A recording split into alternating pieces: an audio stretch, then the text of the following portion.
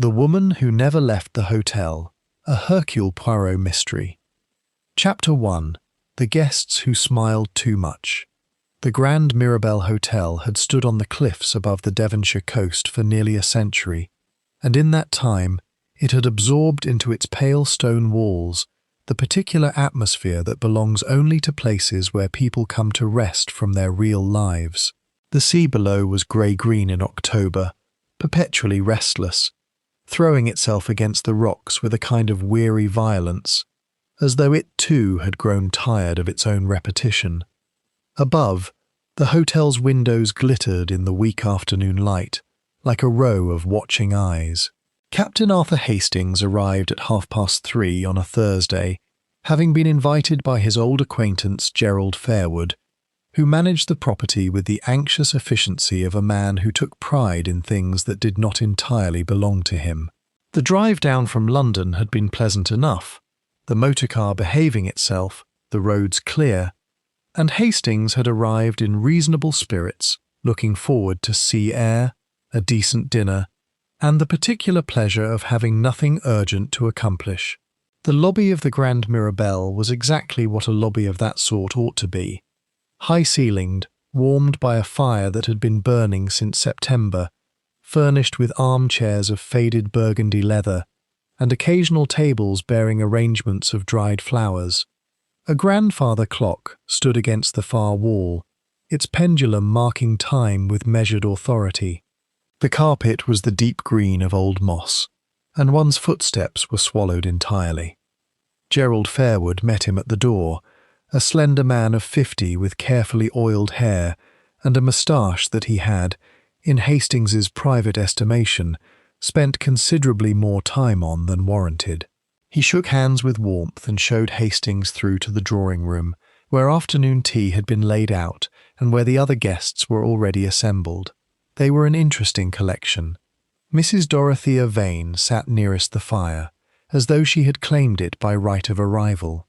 She was a handsome woman of perhaps 60, one hesitated to guess more precisely, with silver hair dressed immaculately, and a bearing that suggested she had spent a great portion of her life expecting to be noticed, and had not been disappointed.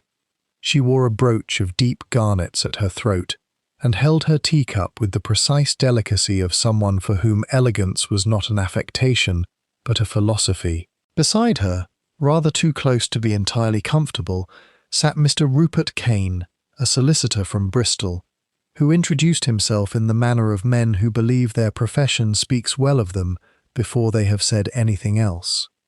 He was compact and watchful, with small hands and a habit of placing them flat on his knees when he paused to think. Across the room, half turned toward the window, was Miss Sylvia Ormond, young, perhaps 28, with the sort of fair beauty that photographs well, but which in person carried an undercurrent of something tightly controlled, as though her composure required continuous maintenance.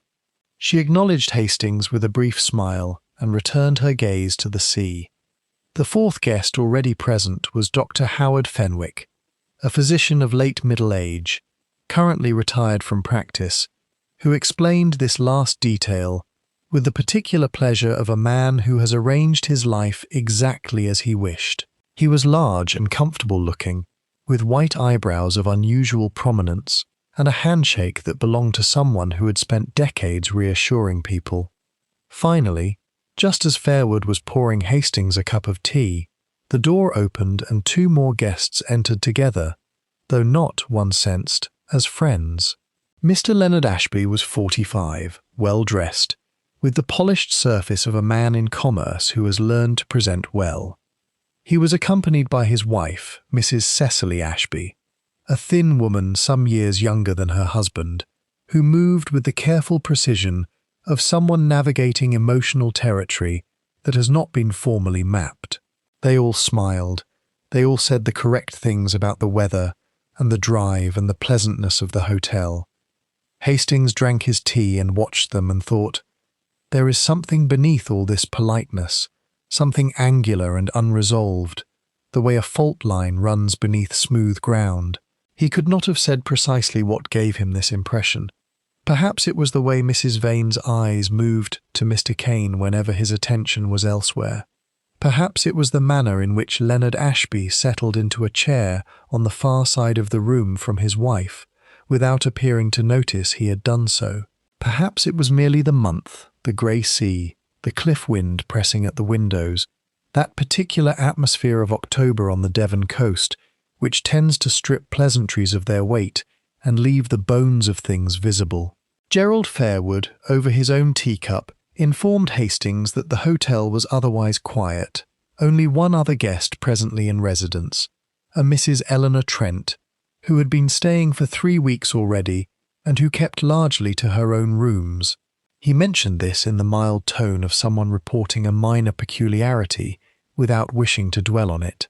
"She dines in her room," Fairwood said. "Lovely woman, very private.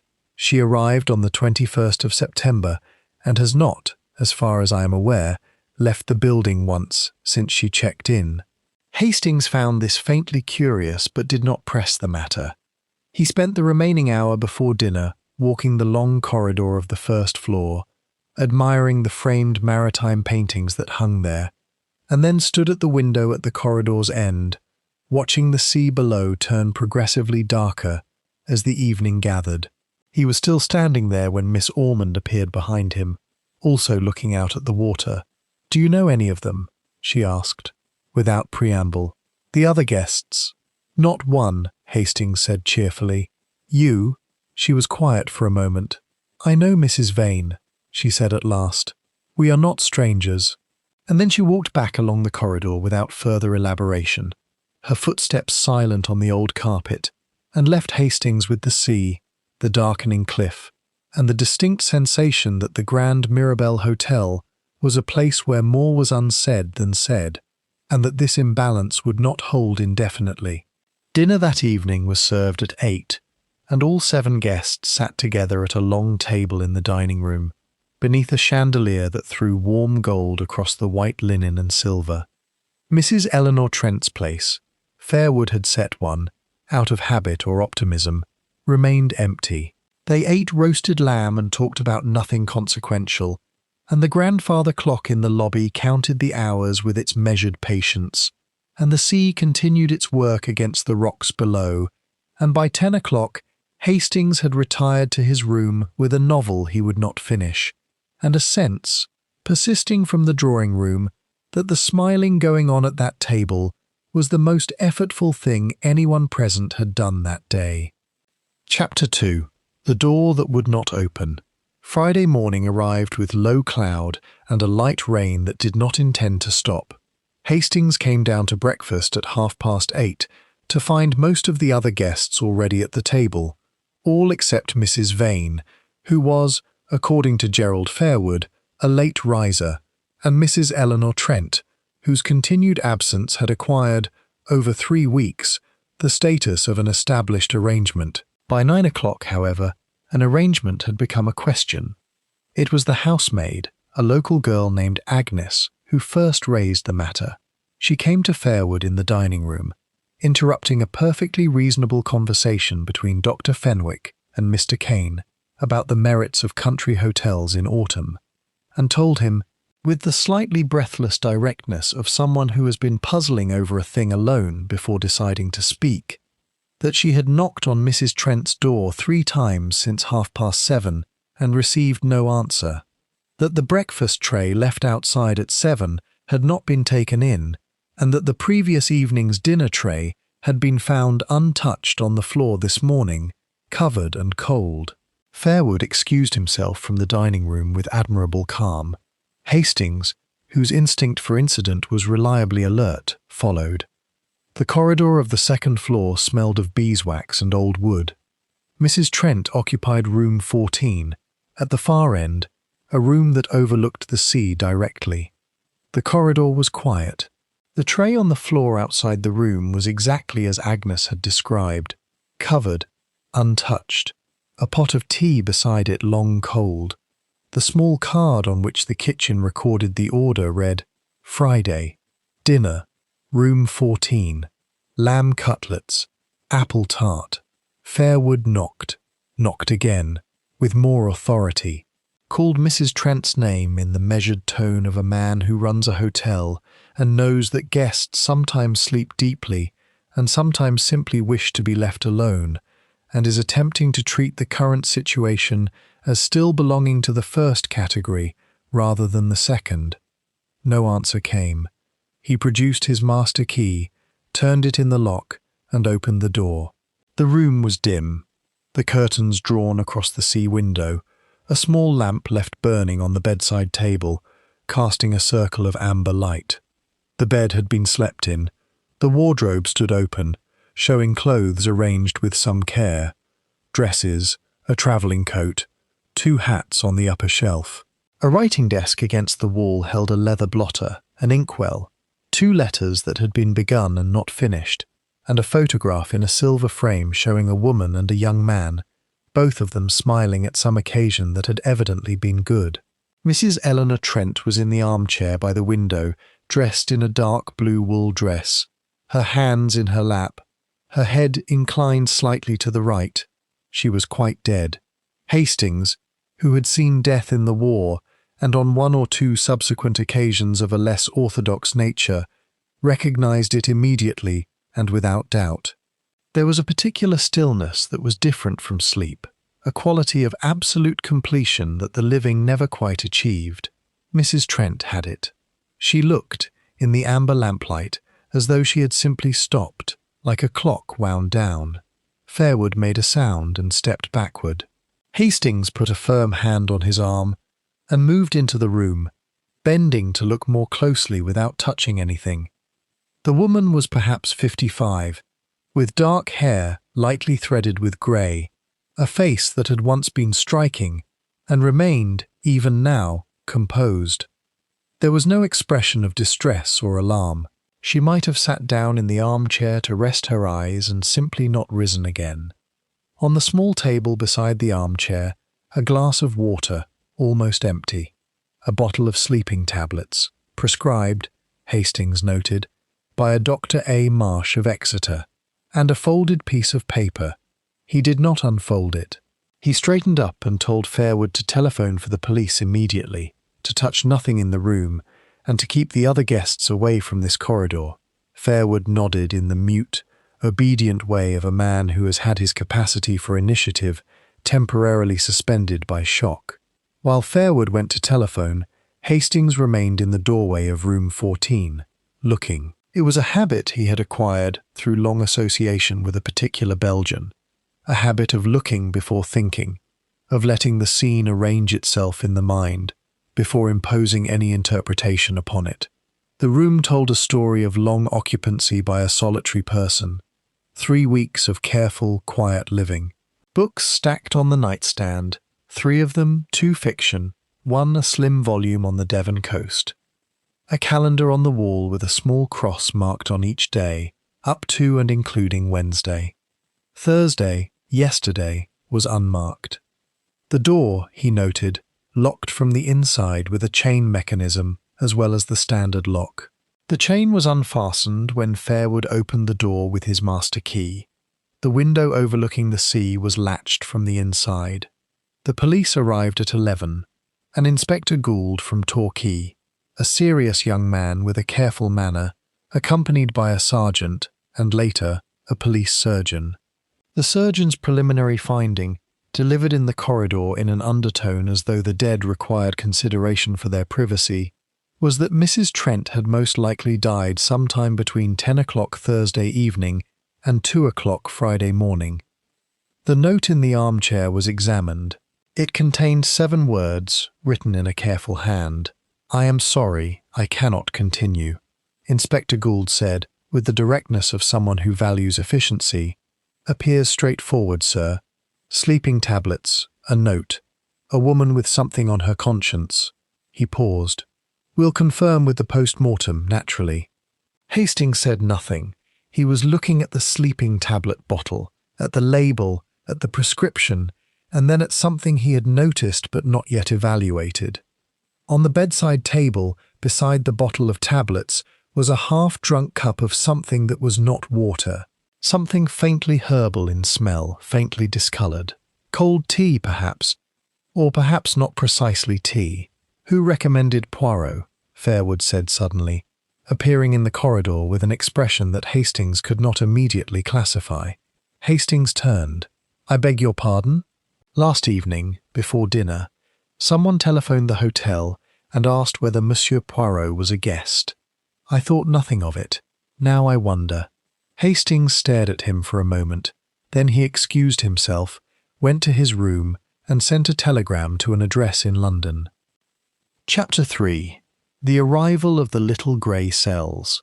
Hercule Poirot arrived the following morning by the first available train and a hired motor car, stepping into the lobby of the Grand Mirabelle at precisely 10:45, his small patent leather shoes negotiating the wet gravel of the drive with an expression of pained resignation that the Devon climate had done nothing to ease. He was, as always, immaculate.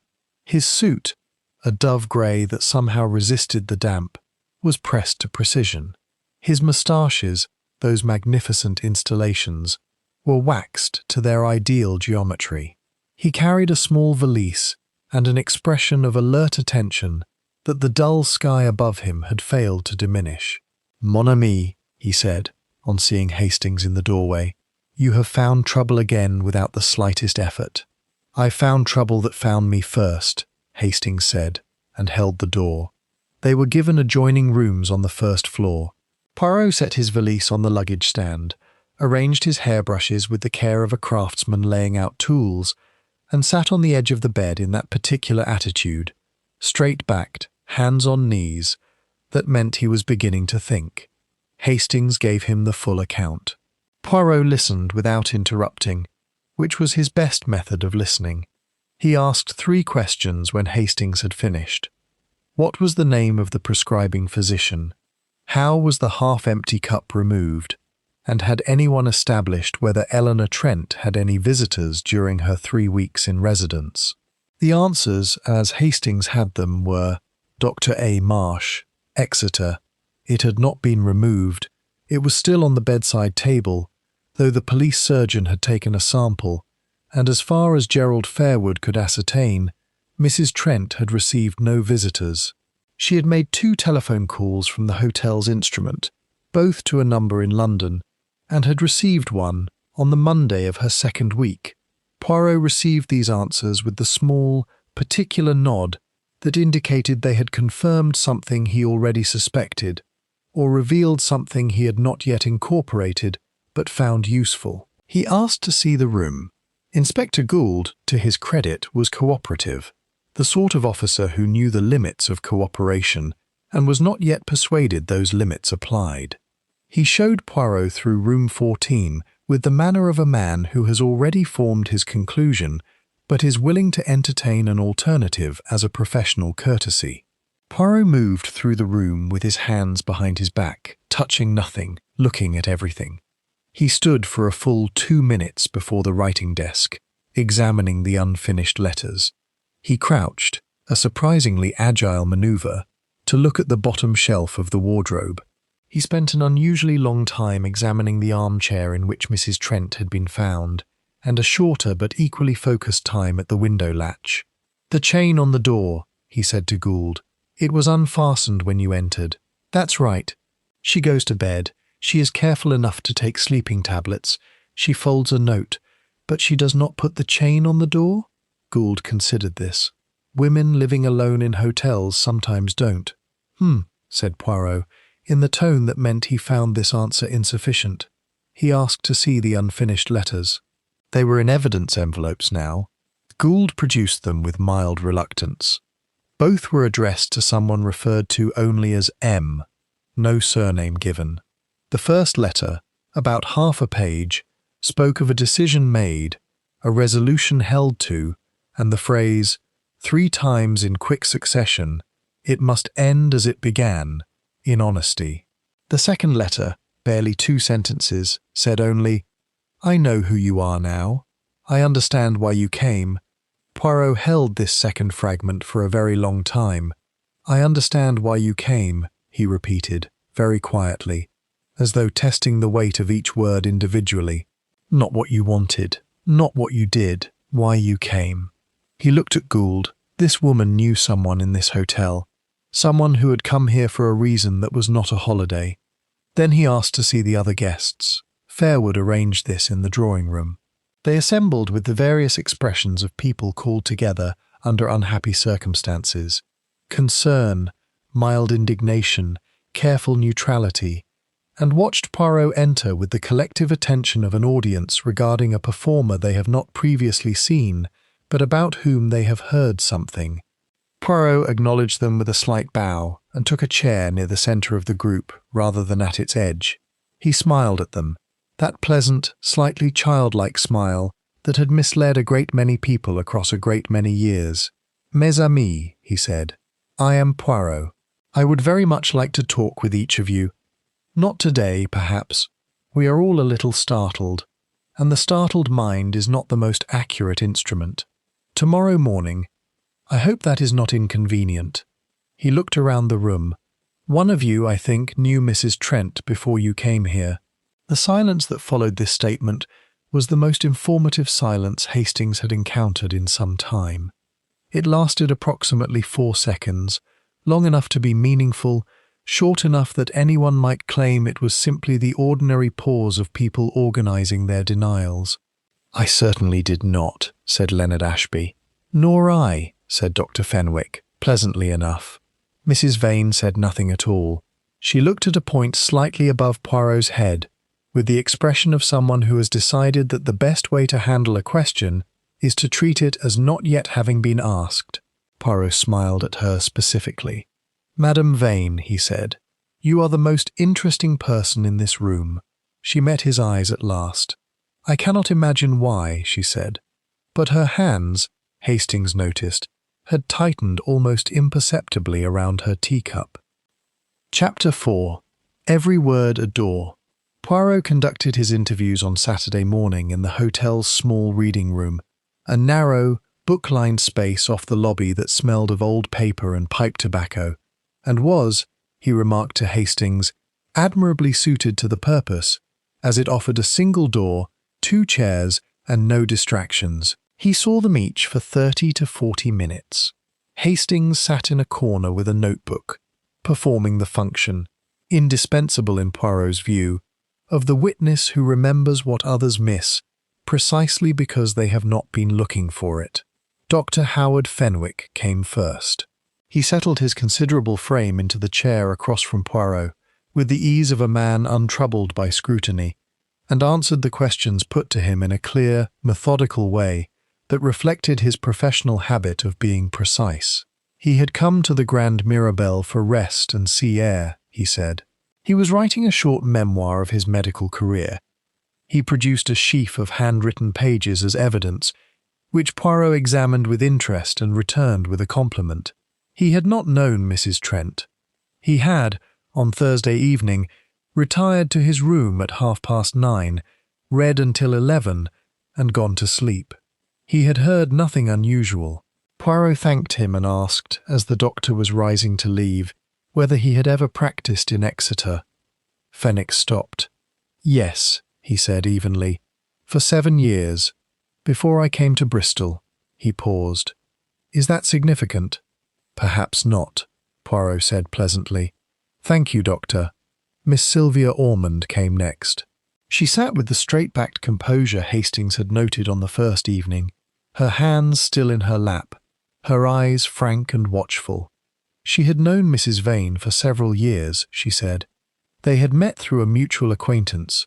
She was deliberately vague about the acquaintance, and remained in occasional contact. The invitation to spend a week at the Grand Mirabelle had come from Mrs. Vane herself, about a month ago. Was there a particular reason for the invitation?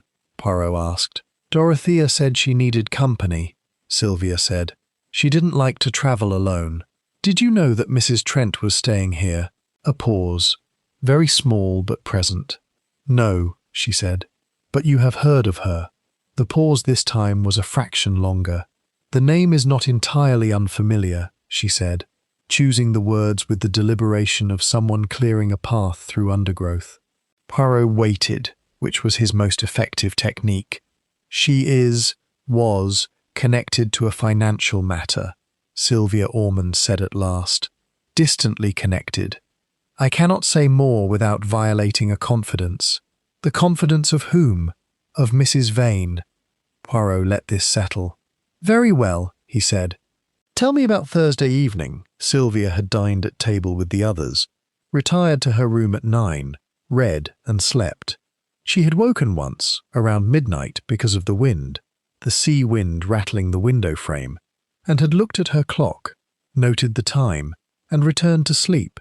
Mr. Rupert Kane, the solicitor, was brisk and cooperative in the manner of someone who has decided that the best defence is the appearance of complete openness. He had come to the Grand Mirabelle because he knew Fairwood slightly through a club in Bristol. He had not known Mrs. Trent. He had, on Thursday evening, been in the hotel's small bar until 10:30, at which point the bar was closed and he had gone to his room. He could confirm this because Fairwood himself had locked the bar cabinet at 10:30. Kane had been the last customer and had watched him do it.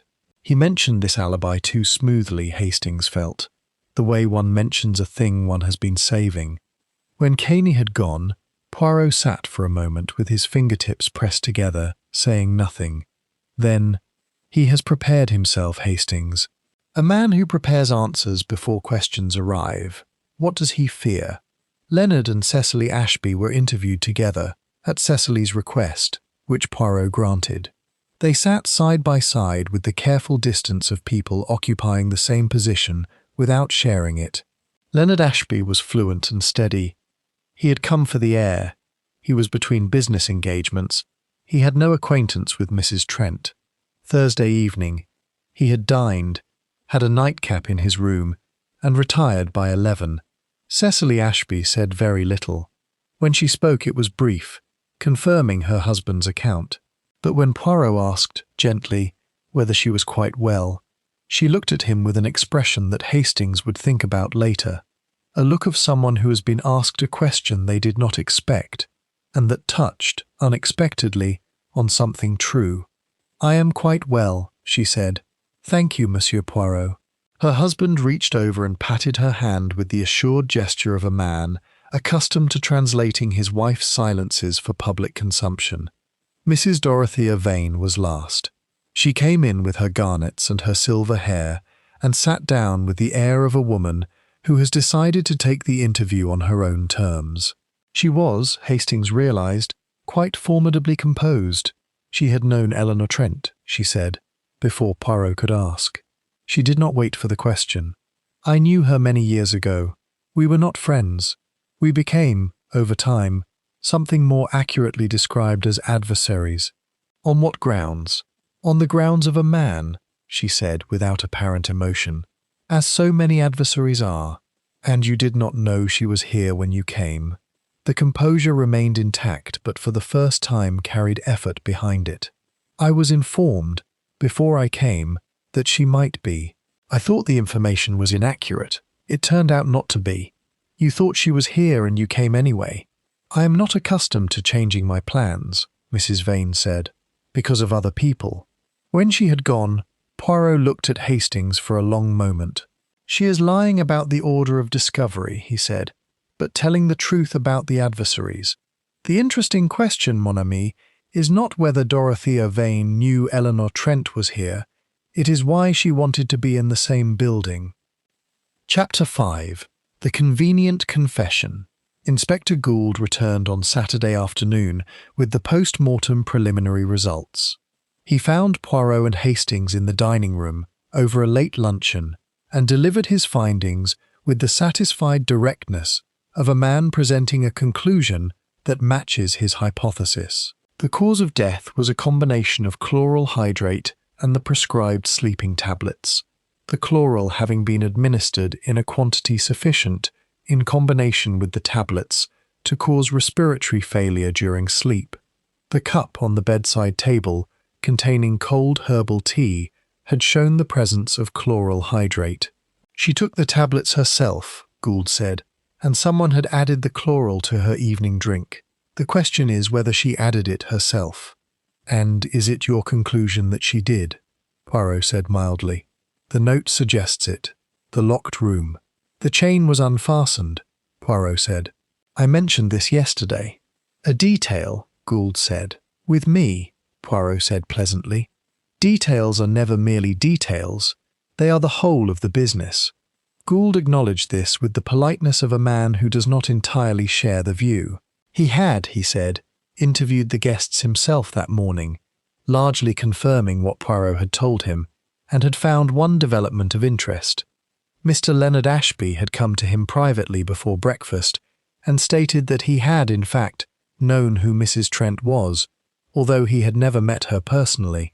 He had known of her because she had, 3 years previously, been the central figure in a civil legal action brought against a business partner of his. She had been a witness, a damaging witness, and the case had resulted in significant financial loss to a company in which Ashby held an interest. "He says he bore no malice," Gould reported. "Says he came here by coincidence. Doesn't know how she ended up here as well." Poirot received this with an expression of polite skepticism that Gould chose to interpret as agreement. The inspector added that he was not yet treating the death as murder. The evidence, he felt, still admitted the possibility of self-administration of the chloral, but that he was keeping the matter open. After Gould had gone, Hastings said what he had been thinking. "It's rather convenient, isn't it?" Ashby coming forward voluntarily to admit the connection. "Precisely so," Poirot said. "He confesses to the motive in order to preempt the discovery of it. And by coming forward himself, and by framing it as a confession freely given, he inoculates himself against suspicion. The guilty man, the reasoning goes, would not volunteer this." "Would you say he is the guilty man?" Poirot broke a roll with precise, fastidious movements. "I would say he is performing the role of a man who has nothing to hide. The performance is very good, but a performance is what it is." That afternoon, while Poirot walked, alone to think, on the cliff path that ran along the hotel's eastern boundary, Hastings fell into conversation with Cecily Ashby in the lobby, where she was reading without, he suspected, much attention to what she was reading. She was, he found, a woman of considerable intelligence beneath the careful quietness. When drawn out, and she drew out gradually, like paper unrolling, she spoke with precision and a kind of weary honesty. "I knew about Mrs. Trent," she said, at one point. Hastings kept his expression unchanged. "In connection with your husband's business?" "And otherwise." She turned a page she had not read. "Eleanor Trent was not simply a witness in a lawsuit, Captain Hastings. She was also a woman who knew a great deal about a great many people's private arrangements. She was, I think the old-fashioned term is discreet inquiry. She found things out, for people who wished to know things." Hastings was quiet for a moment. "An inquiry agent?" "Unofficial. Private." Cecily paused. "My husband does not know I know this. He does not know many things about the extent of my knowledge." She said this without bitterness, as a plain statement of geography. When Poirot returned from his walk with colour in his cheeks and something resolved in his eyes, Hastings told him what Cecily Ashby had said. Poirot stood in the lobby, very still, for nearly a minute.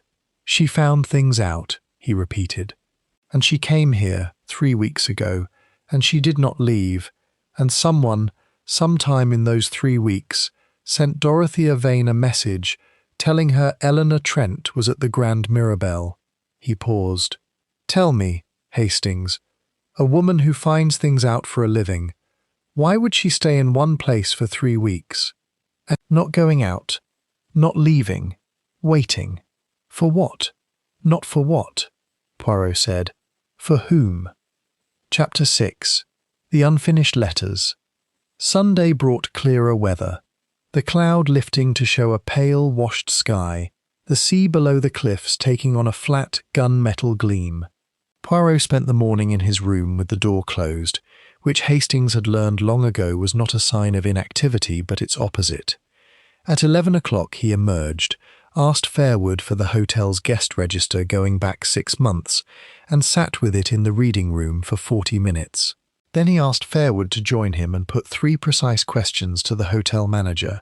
The first, had Mrs. Trent, during her stay, asked for anything unusual to be procured for her, any item, substance, or service outside the ordinary provision of the hotel.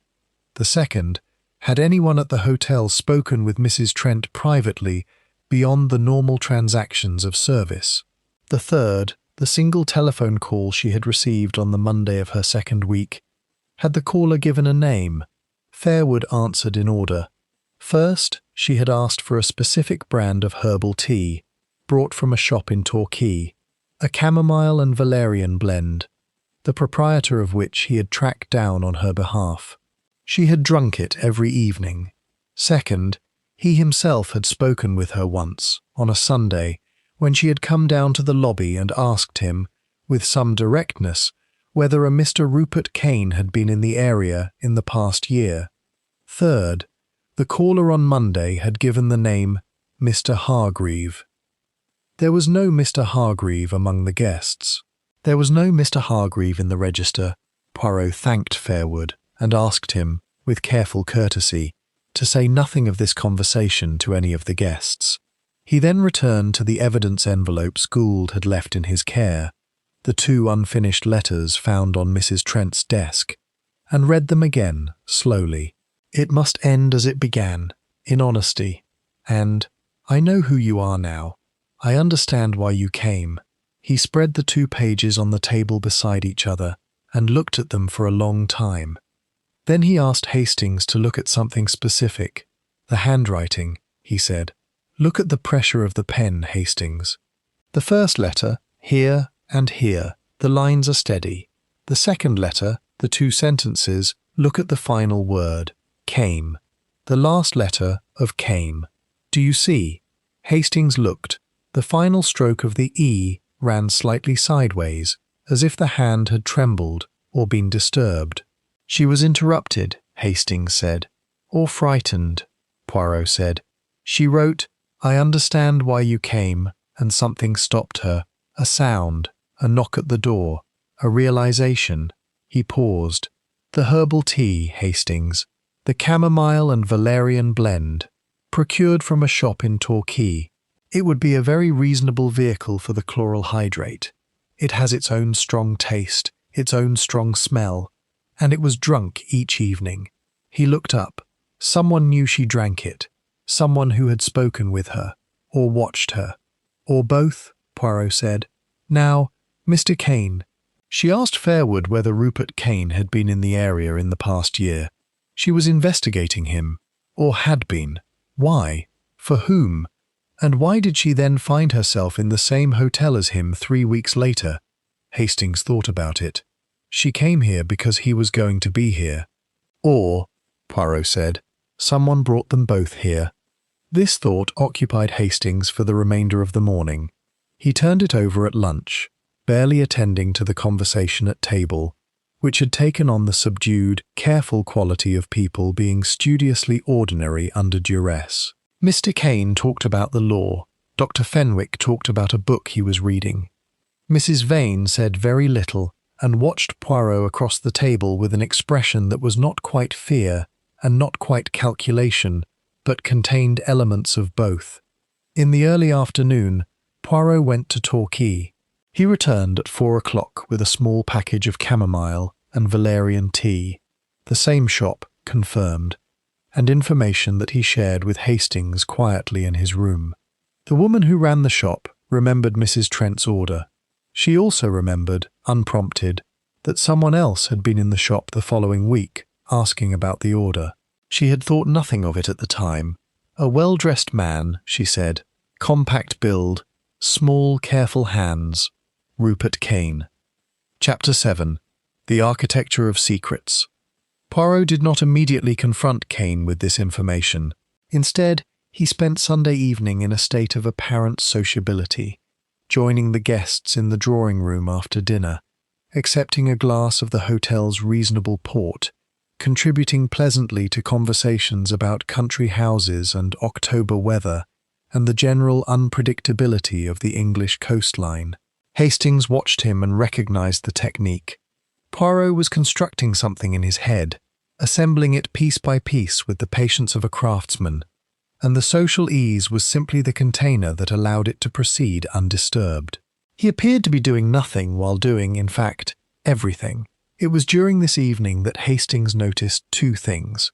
The first was a look exchanged between Dr. Fenwick and Mrs. Vane, brief, almost imperceptible, occurring when Caney said something unimportant about the weather. The look was not warm. It was the look of two people acknowledging a shared knowledge without wishing anyone to observe the acknowledgement. The second was the behaviour of Cecily Ashby's hands. She held her port glass in both hands throughout the evening, not a natural grip, but the grip of someone holding on to something steady. And every time her husband spoke, she went very slightly still, the way a person goes still when they are concentrating on not reacting. In the lobby, after the guests had dispersed, Poirot said to Hastings, "Tell me what you saw." Hastings told him. Poirot nodded slowly. "Fenwick and Vane share something. Ashby's wife knows something about her husband that frightens her, and Caney has been conducting his own investigation." He paused at the foot of the stairs. "This is not simply a murder, Hastings. It is the intersection of several independent secrets, brought together here by someone's design. Eleanor Trent was an inquiry agent. She did not come here by accident. She came because she had been hired to come here, or because she herself had discovered something that required her to be here.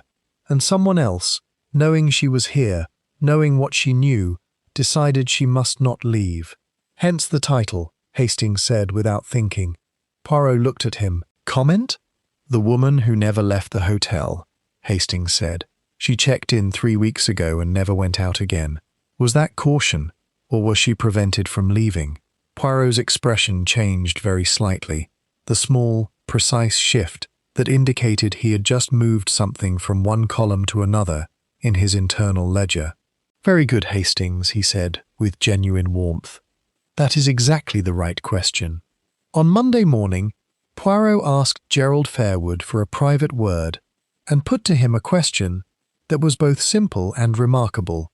Had anyone at the hotel, at any time during Mrs. Trent's stay, received or sent an unusual package? Fairwood thought carefully. Then he said, "Yes, actually. On the second Monday of Mrs. Trent's stay, a parcel had arrived addressed to room 14. It had been of the size and weight of a book. He had delivered it himself. And 3 days later, this he had not thought to mention before because it had not struck him as significant.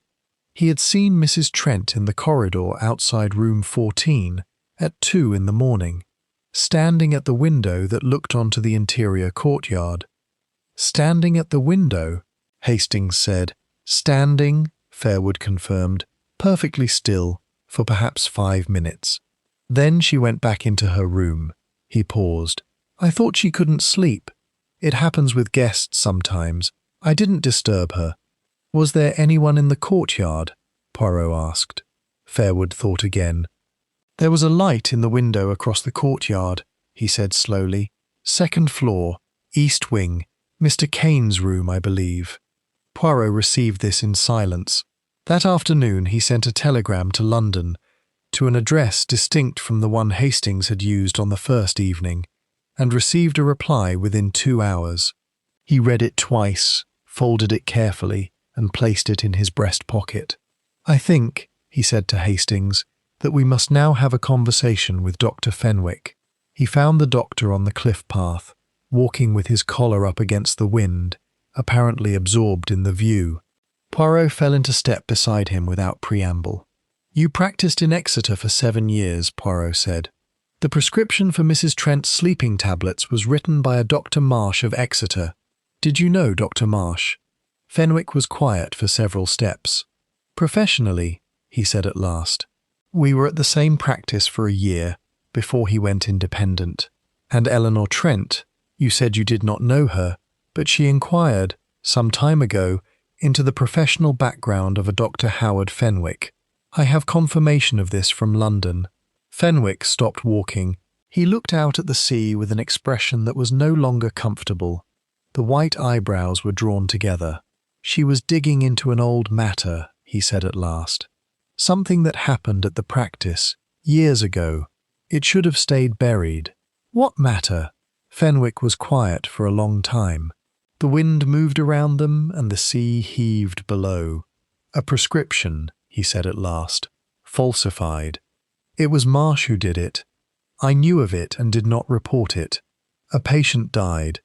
The death was attributed to natural causes, and no inquiry was pursued.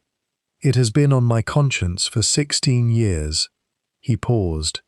When I discovered that Mrs. Trent was staying here, when Dorothea told me. When did Mrs. Vane tell you Eleanor Trent was here? The evening of my arrival. He met Poirot's eyes now, direct and unhappy. We are old acquaintances, Dorothea and I. She had received intelligence that Mrs. Trent was at this hotel. She had come, I now believe, because she wanted to know what Trent was doing here, and with whom. Did you speak to Mrs. Trent? No. He shook his head. No, I did not. I am telling you the truth, Poirot. I was frightened, yes. I wanted to know what she knew, but I did not go near her. Poirot looked at him for a long moment. Then he said, I believe you, mon ami, but believing you does not mean the information you have given me is without consequence. He turned and walked back toward the hotel. It merely changes the shape of what I am looking for. Chapter 8. What Mrs. Ashby Knew. On Monday evening at 7 o'clock, while the other guests were dressing for dinner, Hastings found Cecily Ashby in the hotel library, a small room off the east corridor, inadequately heated, containing a collection of volumes that had accumulated over decades without editorial supervision. She was not reading, she was simply sitting, looking at the wall with the expression of someone who has been thinking for a very long time and has arrived, finally, at a place of decision. She looked up when Hastings entered and said, without preliminary, Is Monsieur Poirot close to the truth? I believe he is getting close, Hastings said carefully. Then I need to tell you something, she said, before he gets there himself, because I would rather it came from me. Hastings sat down and said nothing, which was the best thing to say. Leonard was not here for rest, she said. My husband came to the Grand Mirabelle because Rupert Kane arranged it. They have known each other for some years, not as friends, as men with a mutual interest. They are involved, jointly, though my husband has always kept his name at the periphery, in a series of property transactions that do not bear close examination. Mrs. Trent, as you may know, was an inquiry agent. Yes, Hastings said. She had been engaged, approximately 3 months ago, to investigate those transactions. She had amassed, I believe, though I do not know for certain, evidence sufficient to bring a serious case against several parties, including Kane, and more tangentially my husband. She paused. I know this because I engaged her. Hastings was very still.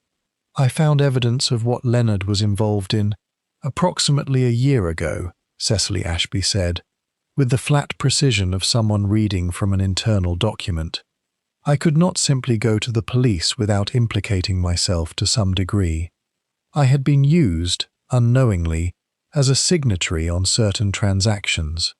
I needed someone to build the case correctly, through proper channels, in a way that protected me and captured the real principles. She paused. I engaged Eleanor Trent. She was very good, thorough, careful, discreet. She telephoned me once, from here, to tell me the investigation was nearly complete. You knew she was here, Hastings said. Yes. I knew she had come here because Caney had arranged to meet with someone at this hotel. She believed, without yet knowing the identity, that this someone was going to be offered money to alter or destroy the evidence. She looked at Hastings steadily. She did not know that Leonard would also be here. She did not tell me that, because she did not know it. And I could not tell her, because I did not know it either. My husband told me, 2 days before we came, that he had a week at a hotel arranged, and did I wish to accompany him? Her voice was entirely level. I said yes, of course. Hastings took a breath. Does your husband know that Mrs. Trent was working for you? He does not know I hired her, no. He knows what she was investigating. He knows she was here. He and Kane were, I understand this now, attempting to find out how much she knew before she could submit her findings. She folded her hands very precisely in her lap. I do not know which of them killed her, but I am quite sure one of them did. When Hastings brought this to Poirot, interrupting him in the reading room, where he had been making lists in his precise small handwriting, Poirot listened to the whole account without moving. When Hastings finished, Poirot said, "There is another possibility, which I think you have not yet considered, which is, what if Eleanor Trent's employer, or rather the fact of her employer, was already known to one of the parties she was investigating? What if someone here was not trying to buy her silence, but to discover whose side she was on, and then to act accordingly?" He set down his pen. Kane asks after her herbal tea at the shop in Torquay. He is not simply curious. He is identifying the vehicle. He already knew, someone had told him, that she drank herbal tea each evening. He paused. And who was in a position to know that, Hastings? Only someone who had spoken with her, or someone who had seen the delivery brought to her room, the herbal tea, procured from Torquay on her first week. Fairwood delivered it himself, Hastings said. He said so. Yes, Poirot said. And who else was in the lobby that day? Do you recall? Fairwood mentioned it. He said the package was brought up from reception on a Monday afternoon. It was the same Monday afternoon that I have now established, from the register, that Mrs. Vane checked in. So Vane knew about the tea from the first day. From the very first day, Poirot said. She is not simply an adversary from the past, Mrs. Vane. She is something more current and more dangerous. He stood up. Tomorrow morning, Hastings, we set the trap. Chapter 9. The Gathering Storm. Poirot asked Gerald Fairwood to arrange a meeting of all guests in the drawing-room on Tuesday at 10 o'clock. He gave no reason beyond the general statement that he had developments to report and matters of some importance to discuss. The atmosphere in the drawing-room at 10 o'clock was the particular atmosphere of assembled guilt. That is, the atmosphere of people who are uncertain exactly how much has been discovered and are attempting to calculate, individually and without appearing to do so, whether the quantity is enough. The fire had been lit, the curtains drawn back to admit the grey October light, and the 6 guests settled into their chairs with varying degrees of composure. Mrs. Vane was perfectly still, which was her mode under pressure. Dr. Fenwick was thoughtful, his large hands resting on his knees, his white eyebrows still. Sylvia Ormond was watching Poirot with the careful attention of a person who has been keeping an account and is waiting to see whether the balance will match. Rupert Kane had the controlled brightness of someone who has decided on a strategy.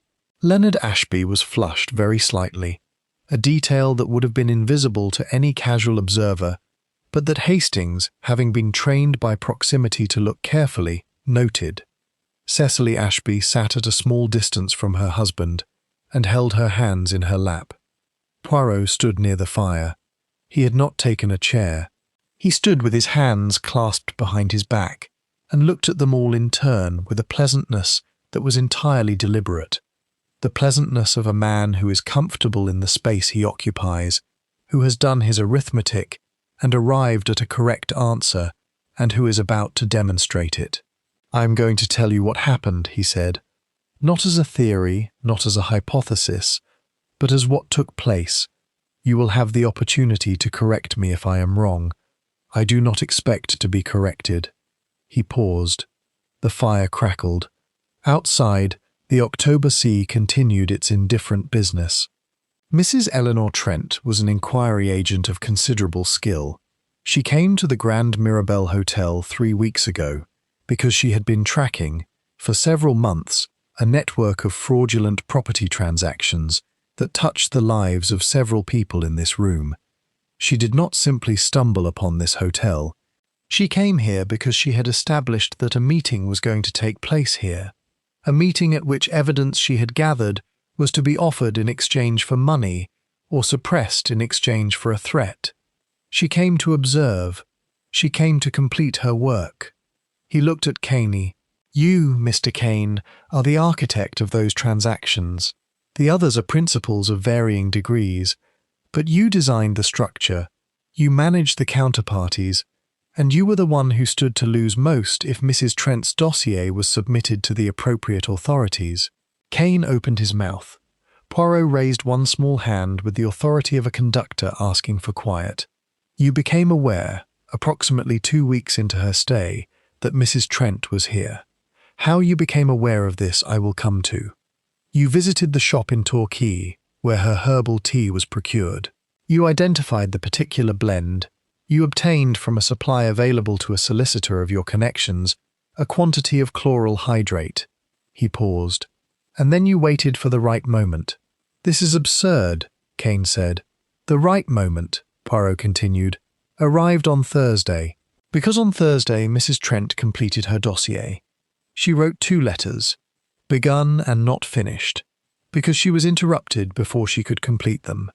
Those letters told me that she knew who was in this hotel, and why, and that she had come to a moment of resolution. She was, I believe, going to post her findings the following morning. He turned now to Mrs. Vane. You informed Mr. Kane that Mrs. Trent was at this hotel. The silence was remarkable. It lasted a full 5 seconds. You had been told she was here, Poirot continued. By whom and in what capacity we will discuss.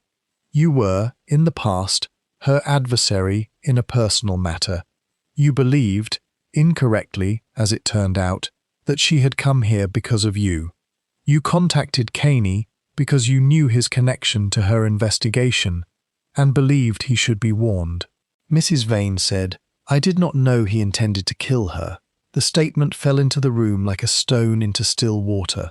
No, Poirot said quietly. I believe that, Madame Vane. You were a link in a chain whose end you did not see. He looked back at Caney. On Thursday evening, after dinner, you went to the kitchen corridor under the pretense of inquiring about a late snack. Agnes has confirmed this. She was in the kitchen at 9:30, and you appeared briefly and asked whether there was any cake. There was not. You stayed perhaps 3 minutes. But in those 3 minutes, the kitchen is adjacent to the service stairs. The service stairs reach the 2nd floor. The 2nd floor has a linen cupboard adjacent to room 14, whose pass-through access to the corridor I have confirmed with Mr. Fairwood. You added chloral hydrate to the tray of herbal tea that had been prepared for Mrs. Trent's room. Kane's face had gone the colour of old plaster. The tray was delivered to her room at 10 o'clock by Agnes. Mrs. Trent drank her tea, as she did every evening, secure in her routine, took her prescribed sleeping tablets, and sat in her armchair. She died in her sleep before midnight. Poirot's voice was level, without dramatics, with the precision of a man stating a series of established facts. The note on the desk was not a suicide note. It was the beginning of a letter, I am sorry, I cannot continue, addressed to her client, Mrs. Ashby, telling her that the investigation had reached its limit, that she had been unable to complete the final stage of verification before something had alarmed her. She was frightened. She had heard something, or seen something, that told her the people she was investigating knew she was there, but she did not know it was already too late. Chapter 10. The Unravelling. The silence in the drawing-room lasted long enough to acquire a texture. Rupert Kane, to his credit, did not make the error of continued denial.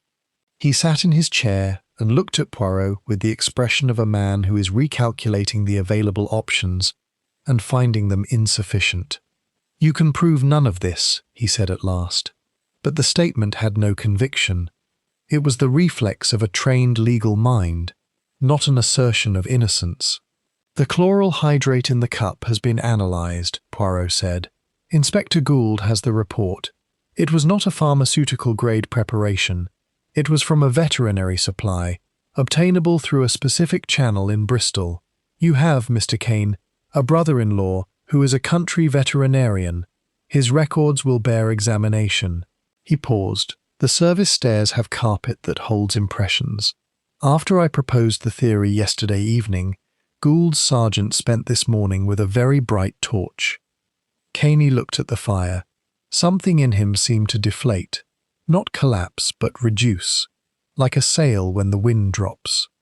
And Mrs. Trent's dossier, Poirot continued, was not, as you perhaps hoped, destroyed with her. She did not keep it in her room. She had, with the prudence of a woman who understood the risks of her profession, sent it to a post-box in London, registered in a name other than her own, 3 days before she died. Mrs. Ashby has the key. This last was a calculated risk, a matter of inference rather than confirmed fact. But Cecily Ashby, at the edge of the group, confirmed it with a single, quiet nod. "The evidence will be submitted to the relevant authorities," Poirot said.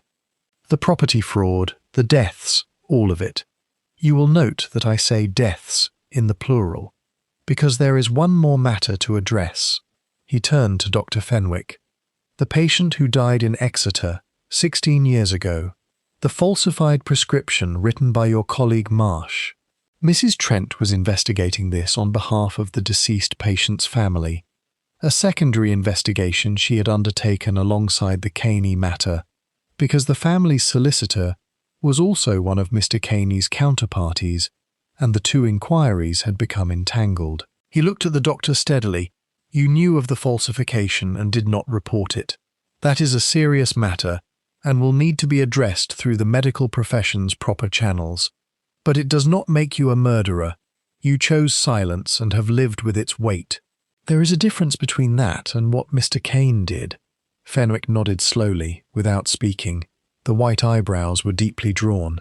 "Mr. Ashby," Poirot said, turning, "your involvement in the property transactions was, as Mrs. Ashby indicated, peripheral and arguably deniable. Whether the dossier supports criminal prosecution of you personally is a question for prosecutors, not for me. You came here, I think, not to help Caney, but to try to understand the situation. You are not a bold man. You are a careful one, who made a catastrophic error of judgment and has been manoeuvring around it ever since." He looked at Leonard Ashby very directly.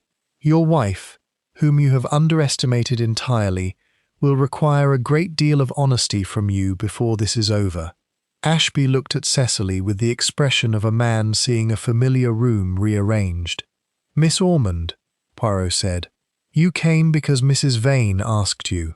Mrs. Vane, I think, was uncertain what she was walking into, and wished to have someone at her side.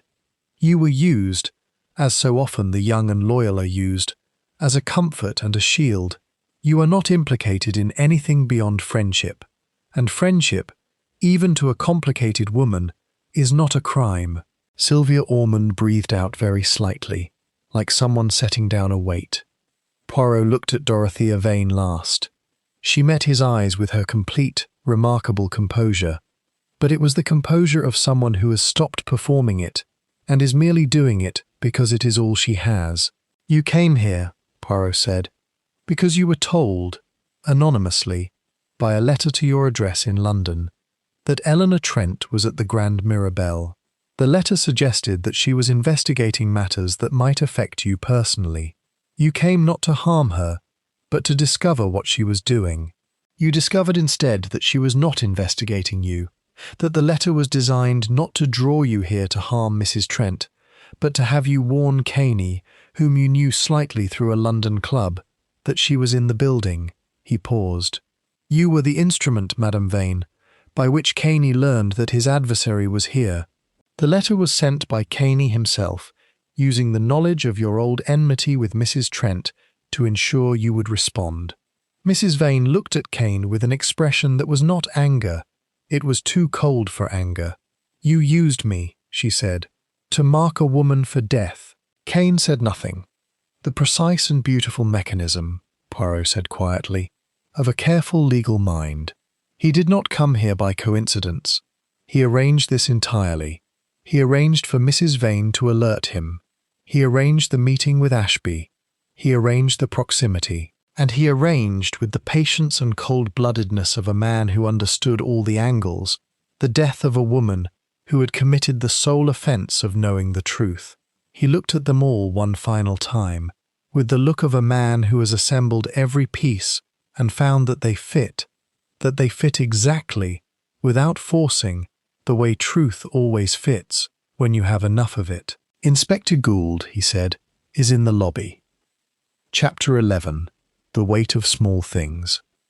Gould entered, accompanied by his sergeant, and removed Rupert Kane from the drawing-room with the quiet efficiency of a man who has done this before and finds no occasion for drama in the doing of it.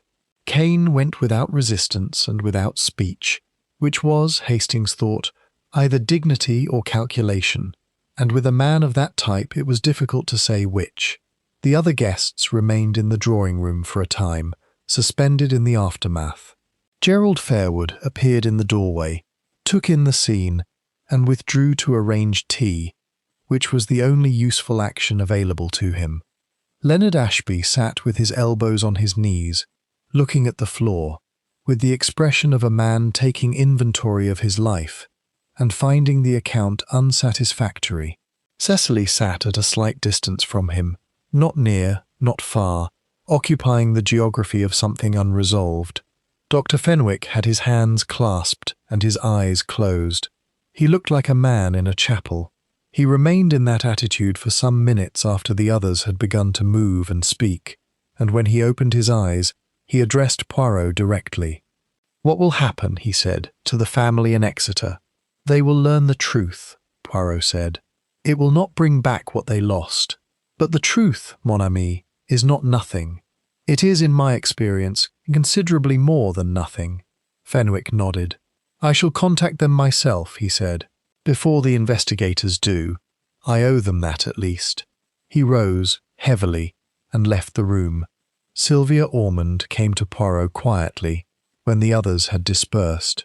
"Did you know from the beginning?" she asked. "About Caney?" Poirot considered the question with the seriousness it deserved. "I suspected from the moment I examined the chain on Mrs. Trent's door," he said. "A woman careful enough to take tablets, to write letters, to arrange her affairs, she would have put the chain on. The absence of the chain told me she had not died as the apparent scene suggested. From there it was a matter of determining who had constructed the scene, and for what purpose, and with what materials. The herbal tea was the vehicle. The service stairs were the route. The anonymous letter to Mrs. Vane was the instrument of discovery. What remained was simply the assembly of the pieces into the correct sequence. "Simply," Sylvia Ormond said with a faint smile. "For me, yes," Poirot said, without false modesty. "But I have a great advantage. I am not afraid of the answers. I go where the logic leads without wishing it to go somewhere more comfortable. Most people," he said, "are afraid of what the truth will cost them, and so they do not look at it directly." Miss Ormond thanked him and left. Mrs. Vane was the last to remain. She stood at the window, looking at the sea, in the same attitude she had held on several previous occasions, upright, composed, as though gravity were a personal choice she had made and could rescind. "I was a fool," she said, without turning. "You were manipulated," Poirot said. "There is a difference. Not to me." She was quiet for a moment. "I have spent 30 years ensuring that no one could manipulate me. I was confident enough in that to walk into an obvious trap." She paused. "How did you know the anonymous letter came from Caney?" "Because only Caney had reason to draw you here," Poirot said. "And because the letter, which Inspector Gould retrieved from your room, with your permission, for which I thank you, was typed on a typewriter. When I examined the hotel's correspondence files with Mr. Fairwood, I found that the same typewriter, a portable Underwood, with a slightly worn key, had been used by Mr. Kane to type a letter to his office during his first week here. The E is identifiable. It drops half a point below the line." Mrs. Vane turned from the window and looked at him. "You noticed a half-point drop in a single letter." "I notice everything," Poirot said pleasantly. "It is my particular affliction." For the first time in Hastings's observation of Dorothea Vane, she smiled without calculation. It altered her face considerably. "Will I be charged with anything?" she said. "You were deceived," Poirot said. "You provided information in good faith, based on a letter received in good faith. Whether the law finds you culpable, I cannot say. That is Inspector Gould's domain, not mine. But my own view is that you are a victim of this enterprise, not a principal. A view I shall try not to find too comfortable," she said. She took her garnets and her composure and left the room, and the drawing-room was empty, and the sea went on. Chapter 12. The Letter She Never Sent. Poirot spent Tuesday afternoon in room 14. Gould had given him access, and he went alone, requesting that Hastings remain downstairs on the grounds that he wished to think, and found thinking easier without an audience. Hastings took this in the good spirit it was intended, and spent the time drinking tea with Gerald Fairwood, who was in considerable need of conversation. In room 14, Poirot sat in the armchair where Eleanor Trent had died, in the amber light of the same lamp, with the same view of the drawn curtains across the sea window, and thought about the woman who had occupied this room for 3 weeks without leaving it. He had, by now, assembled her life from various sources: the London contact who had responded to his telegram, the dossier itself, which Cecily Ashby had confirmed existed and had been retrieved from the London postbox that morning by arrangement with Inspector Gould, and the fragmentary portrait provided by the hotel, the ordered room, the disciplined routine, the careful letters. Eleanor Trent had been 53 years old. She had been widowed at 40, had turned her considerable intelligence and her late husband's modest legacy into a practice of private inquiry that had, over 12 years, built an impeccable reputation. She had been discreet, thorough, methodical. She had, as far as the dossier revealed, worked on 42 cases in 12 years. She had been correct in her conclusions on every one of them. This was case 43. Poirot looked at the writing desk, the blotter, the inkwell, the photograph in the silver frame, the woman and the young man, both smiling. He had not previously asked about the young man. He asked Fairwood when he came downstairs, and Fairwood said that Mrs. Trent had mentioned a son, once, briefly, a son in Canada. The son in Canada would receive the dossier and the belongings and the silver frame, and the news that his mother had been murdered in a hotel on the Devon coast because she was too good at her work. Poirot thought about this, and found it intolerable in the way that certain truths are intolerable, not abstractly but personally, a weight against the chest. He thought about the note. "I am sorry. I cannot continue." Not a suicide note. A letter to a client, unfinished. She had been interrupted. She had heard something, perhaps the sound of steps in the corridor, perhaps a sound from the courtyard, perhaps nothing but a shift of her own intuition. She had stopped writing mid-sentence and gone to the armchair, and there, in the amber light, with the sea outside and the last of her herbal tea growing cold in the cup, she had fallen asleep and had not woken. There was a justice now in motion. Caney would stand trial. The dossier would serve its purpose. The property fraud would be prosecuted. The family in Exeter would receive their delayed accounting. These were real things and they mattered. But Eleanor Trent was not here to know it. Poirot sat in the armchair for another quarter of an hour, doing the thing he never permitted himself in front of witnesses, allowing the weight of the case to settle, to feel what it actually was, before packing it away into the ordered compartments where such things were kept. Then he straightened his jacket, adjusted his moustaches, and went downstairs to write his formal statement for Inspector Gould. Chapter 13. The Departures. By Wednesday morning, the business of departure was underway. The police had made it clear that while witnesses would be required for the subsequent proceedings, no one except Kane was currently detained, and the guests were free to arrange their travel. They began to drift out of the Grand Mirabelle with the various expressions of people leaving a place they will not look back on with pleasure. Dr. Fenwick left first, at 7 o'clock, with his valise and his sheaf of memoir pages and the weight of a decision made. He shook Poirot's hand in the lobby with a grip that communicated more than was said, and told him, "You were right about the truth being more than nothing. I intend to find out how much more." Poirot watched him go with something like approval.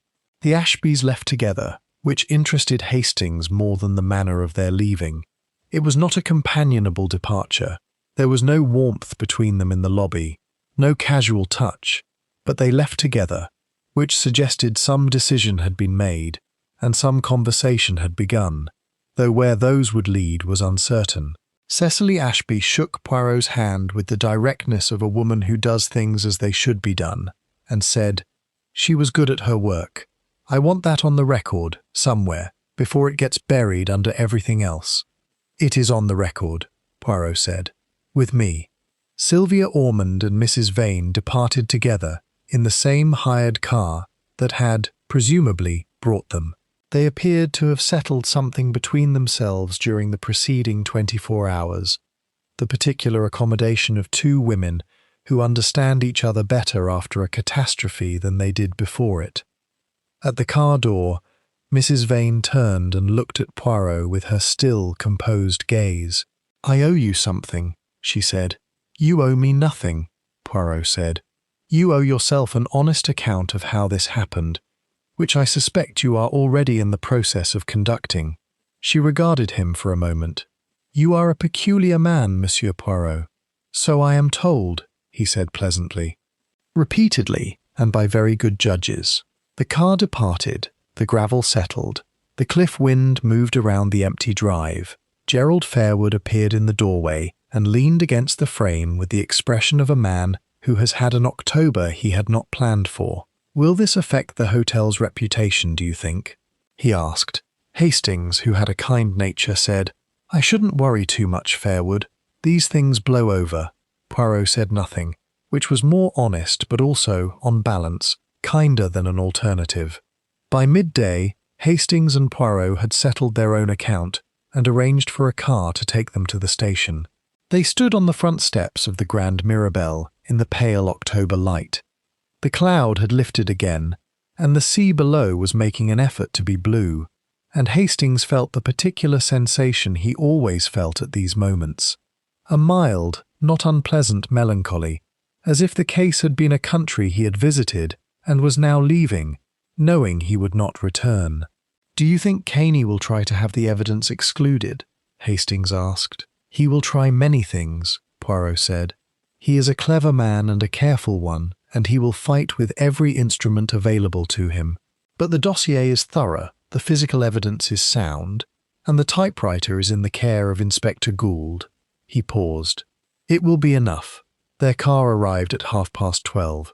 Poirot folded himself into it with the resigned efficiency of a small man negotiating a large vehicle and settled his valise on his knees. As the car turned out of the drive and onto the coast road, he looked back once at the hotel, its pale stone, its glittering windows, its position above the grey-green sea. "She never left the hotel," Hastings said. "No," Poirot said. "She was not permitted to leave it. They ensured that." He paused, looking at the road ahead. "But she left something, mon ami. The dossier, the 43 cases before it, every one correct, the silver frame on the desk. She was a woman with a son in Canada, and a meticulous mind, and an excellent record of work, and 3 weeks of solitude in a hotel that should have been the last stage before she came home." He was quiet for a moment. "I find I am not indifferent to her." Hastings did not reply, because there was nothing to add to this. The car moved along the coast road, and the Grand Mirabelle fell behind them, and the October sea went on being the October sea, and the cliff wind, indifferent to all of it, continued its work. Chapter 14. The Ledger of the Little Grey Cells.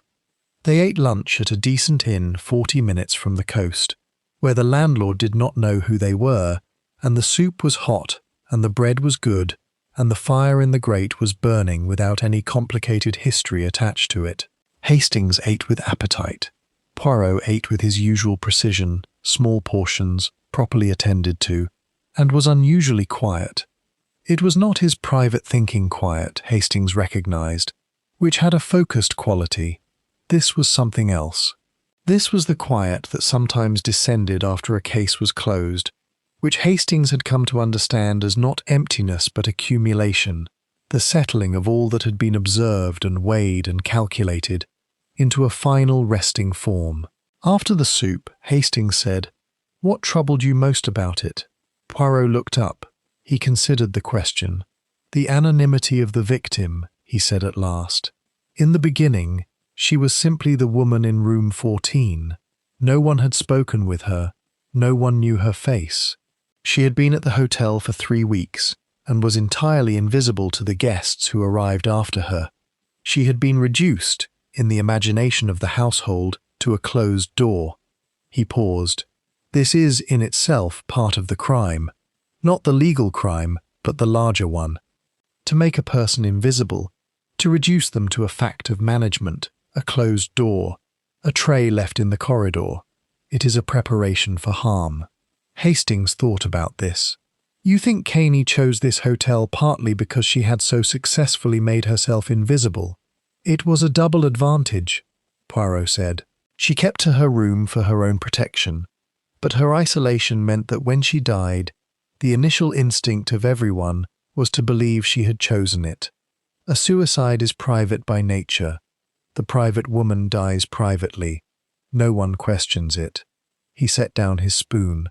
"The little grey cells found the threads because I was here to pull them. If I had not been here, if Fairwood had not, by chance, mentioned that telephone inquiry after my presence, the case would have been closed as a self-administered death, and Caney would have returned to Bristol and continued his business." "The thread about the telegram call to the hotel asking for you," Hastings said. "Was that Caney?" "It was not Caney," Poirot said. "That call was made by Mrs. Trent herself." Hastings set down his own spoon. Good Lord! She knew by the Wednesday that something was wrong. She had seen Caney in the hotel. She had understood that the situation had moved beyond her control. She could not leave the hotel without the risk of being intercepted. She knew too much for them to let her simply walk out and post her dossier. She was, if you will forgive the dramatic expression, trapped. He paused. She inquired whether Hercule Poirot was among the guests. She had worked in an earlier case with a Scotland Yard inspector who had mentioned my name in a professional context. She thought, if he is here, if I can get word to him, there is a chance. "But you weren't here." "I was not here," and Fairwood, not knowing what the inquiry signified, thought nothing of it, and did not pursue it. Poirot was quiet for a moment. She took what steps she could. The dossier had already been sent to the London post box. She had done everything within her power, but she drank her tea on Thursday evening, and someone had done their work on the tea, and she sat down in her armchair, and the night came in, and that was the end. They sat with this for a while. The fire crackled. Someone was washing up in the kitchen, and the sound of it came through cheerfully, the sound of ordinary life continuing at its ordinary pace. "You feel responsible," Hastings said, "for not being there when she called." "That is not rational," Poirot said. "No," Hastings agreed. They were quiet again. "What it teaches me," Poirot said eventually, with the tone he used when he was arriving at something he had been approaching for some time, "is that the little grey cells are of finite use.